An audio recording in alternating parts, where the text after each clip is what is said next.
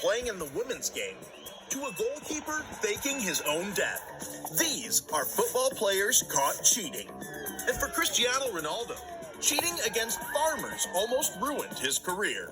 Heading into the match between Portugal and Luxembourg, everyone expected the Portuguese to make light work of their opponents.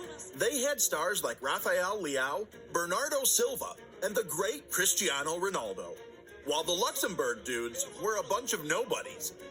As the game started, Portugal rushed into a 4-0 lead, with Ronaldo scoring 2 goals.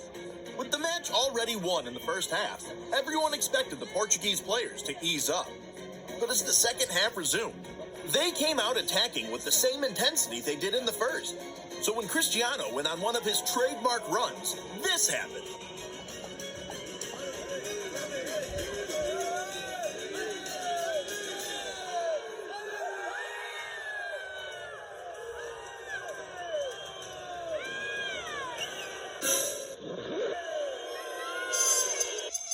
What the hell?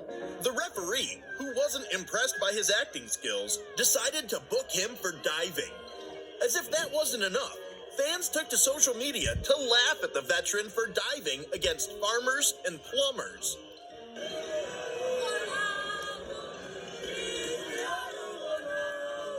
But as embarrassing as this might have been, it is nothing compared to men playing in women's football. The men's game is embarrassingly cynical. The crybabies dive and pretend to be injured. Women's football is way more hardcore. Women's football has seen significant growth in global appeal and overall play, moving from funny situations like this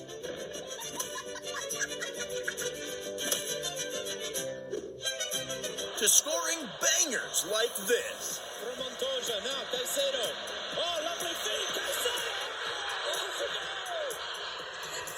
You could argue men are beginning to watch the games not only because of the pretty faces, but also because of the quality of play.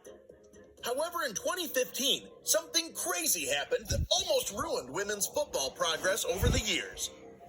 News broke out that 8 Iranian women's football team members were men. According to an Iranian league official, the 8 men had been playing for the women's team without completing gender change operations. Considering the team plays while being covered from top to bottom, it is difficult to know who was who. But a quick look at the national team photo makes you begin to believe the validity of this accusation. Pretending to be a woman just to play football is wild, but it's nothing compared to a dude who pretended to be a footballer. I said that I'm a good player. I'm not afraid to say that I'm a good player. I can prove that. I'm going to prove that.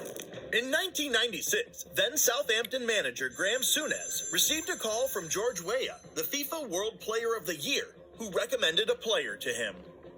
He was skeptical at first, but the man sounded pretty convincing.